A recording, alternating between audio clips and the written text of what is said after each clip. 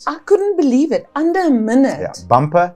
They took the bumper, the cradle, and the headlights. Yes, and it was from turning. It wasn't Yeah. from stopping and getting back in the car. But you are in your natural environment. You're almost home. Boom, they You're take you. comfortable. Both of our colleagues' incidents actually happened 5 minutes away from home.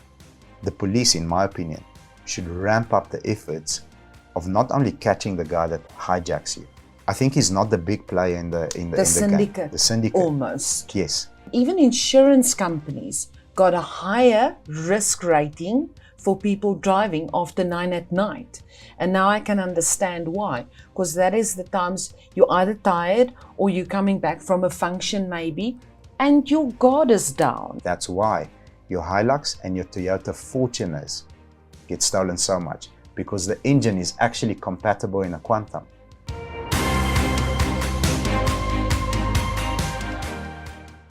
In the last 30 days, 2 of our colleagues have been hijacked and taken to an undisclosed location where they were threatened with a gun, then driven to an ATM to withdraw their daily limit, and threatened to be killed unless they were giving their PIN numbers, their IDs, their driver's license, and all their possessions. Then they were left in a field and their vehicle was stolen. On today's episode, we want to process what the 5 most hijacked vehicles are, the days where the hijackings actually peak, and the exact times.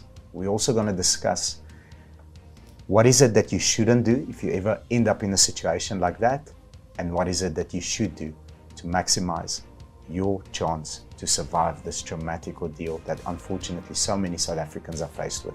Next to me as always, Anna-Marie Meyer. Thank you. Let's get into this episode and hopefully we can add some value to you and your family. Let's go. Last year's hijacking incidents were 24,000. Okay, this year, 25,000. So they're on the rise. 73% of all these incidents occur in residential areas. 73% of them. The remaining 27% were in business and public areas. So hijackings mostly occur in residential areas. When you are, you know how they say, on a very long journey, you make an accident 50 k's away from home, not 500 k's, because you're alert and you're paying attention. But you are in your natural environment, you're almost home, boom, they take you. You're comfortable. Both of our colleagues' incidents actually happened 5 minutes away from home at a robot. And especially when you drive to your own gate. Very dangerous. That's the most dangerous place. I agree with you. So I want to get into the 5 cars and why. And then I'm going to get into the times and the days that it actually happens. Then we're going to go into what not to do and what to do. Perhaps we can... The days and the times, that was actually quite frightening stats. You guys going to enjoy that. Yeah. I didn't expect that at all. Me neither. So number 1, a VW Polo. It is the most popular vehicle amongst thieves because there's so many on the road, and the constant need for parts, engine parts, doors, all this type of stuff. Because there are so many, the demand is big, so therefore that supply needs to be fulfilled. So VW Polo, number 1. About a year ago, we had that frightening little video clip Yeah. right in front of our office, where under a minute from turning and leaving, they removed the headlights and the bumper. Of a Golf. Yes. I remember that. And that One was of our colleagues, just, yes. I couldn't believe it. Under a minute. Yeah. Bumper, they took the bumper, the cradle, and the headlights. Yes. And it was from turning. It wasn't from stopping and getting back in the car. It was from turning on the corner, parking, removing, and back onto the corner. I just couldn't believe it. I'm going to go into the second one, and it's a cause and effect. So the Toyota Quantum Taxi is not the most hijacked vehicle. However, it is probably the hardest working vehicle in South Africa, by far. You know, taxi drivers, I've got mad respect for them, and here's why. Before you throw things at me, they wake up at 4 a.m. and they work very hard until 9, 10 o'clock at night. That vehicle almost never switches off, and it's going up and down. They're not the, you know, they're not the safest drivers. They're not the slowest drivers. So that vehicle constantly gets a hammering, climbing over pavements, picking up, dropping customers all over the place. Therefore, the need for engines comes in. That's why your Hilux and your Toyota Fortuners get stolen so much? Because the engine is actually compatible in a Quantum. Okay, now how many Quantums are on the road? Hundreds of thousands. And it's caused there's so many of these vehicles on the road. 100%. So that's a very, very high risk vehicle. Hilux as well as a Fortuner, because the engine fits in a Quantum. So it's not necessarily, we're going to steal the car, hit numbers on it, and then resell it. So they'll strip the car, put the engine in a Quantum. Here we go, another 800,000 Ks or whatever it is that they do, and then sell off the other body parts. And it's not unreasonable. People don't know this.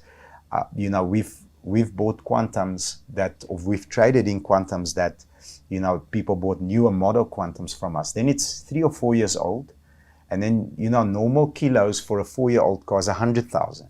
And then the Quantum that was a taxi stops there with 1 million kilos. I'm like, geez, don't you guys sleep? So no, 4 to 9. So very quickly will you experience an engine problem, and boom, there we go. Yeah, it's more than a lifetime of mileage 100%. on a 4-year-old vehicle. Then Nissan MP200s. It's the third most hijacked vehicle in South Africa. An MP200 is also very much in demand. Okay, so the supply from the dark market needs to be there, because in South Africa we don't really have a small bakkie competitor to the MP200. So that's the only thing that we've got. Yes. They get stolen. Those ones, many of them, many of them, they get new tags, new numbers, and then they get sold off. And they get sold off as clone vehicles. The next stat, I didn't know. I wasn't aware of that. The next one, the Ford Ranger. Yes, okay. I really didn't. When I read that, I thought to myself, but that's not how I've seen it. Yeah. So Ford Ranger, and here's what they do with them. They found on the Mozambican border.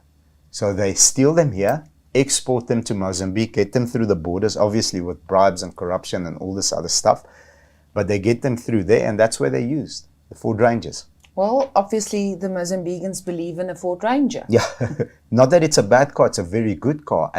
And they'll steal it because it's a good car and it's long lasting. So they'll be able to take it over the border and drive it for years. Well, the funny facts about all of these was the fact that there's a use, and that's why they hijacked. Every 22 minutes, a car is hijacked in South Africa. That's the statistics. It's every horrible. 22 minutes. And it's a life at risk. Yeah. And that's the scary part. Because now it's not taking your car anymore. It's taking your car and what you've got with you, and it's your life. So if it was just still the fact that we take your car and off they go, and this is what they do with your vehicle, I think it would have been okay, but now it's your life at risk. Yeah. So here's my problem, and I think that the solution is always deeper. It's not a one-level conversation. I think it's a multi-level conversation. The maximum penalty for a hijacking is lifetime imprisonment. But I never imposed that. Okay, they don't.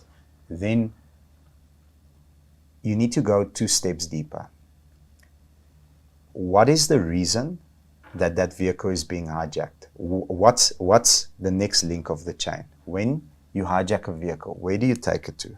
Okay, let's get that person, because that person either has a chop shop or he is very close to the original syndicate that moves the cars off to wherever they go to. Mozambique, I'm sure they go to other countries as well. So the police, in my opinion, should ramp up the efforts of not only catching the guy that hijacks you.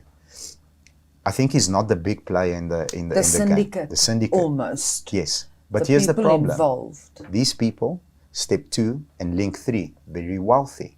So they've got, in terms of leverage, they can buy things and they can afford highly paid lawyers. And unfortunately, in my opinion, resources being wasted, to go run around and try and prevent these, instead of go after the root. Yes. Cut the snake's head off. Boom, clean. Yeah, it's not only the person with the hijacking. 100%. 100%. It's more. It's more than that. Let's get into the times. Okay, that was really the scary part. You do the times. Wednesdays, Thursdays, and Fridays between 6 and 9. Then Friday and Saturday nights between 9 and midnight, because that's the times we go out. So that made sense. Yeah. Then obviously during peak hours, 6 o'clock in the morning until 9 o'clock. Yeah. So 'cause there's a lot hijacking is of happening in the traffic. morning as well. Yes. And then lastly, the visibility between 6 o'clock and 12 o'clock at night.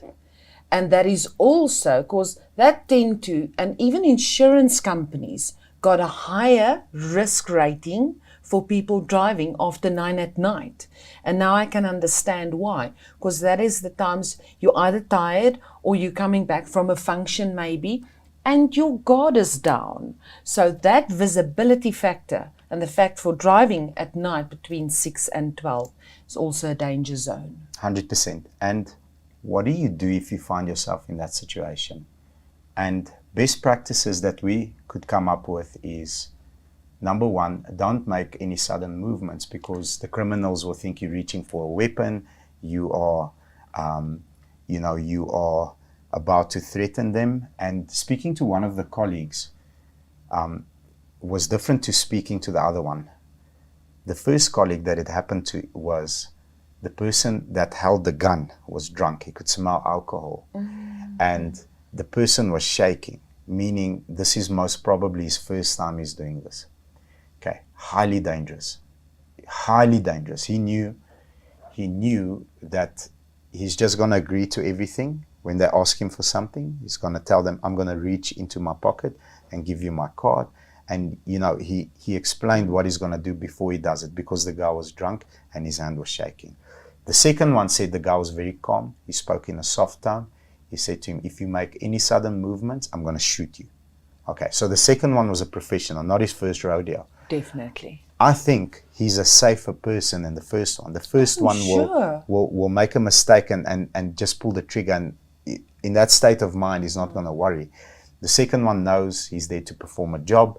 He did his thing, took his car, took his phone, everything, dropped him off in a field, did not hurt him at all, and then left with the vehicle and left with the card. And but first, they drew the money out. So no sudden movements, agree to everything.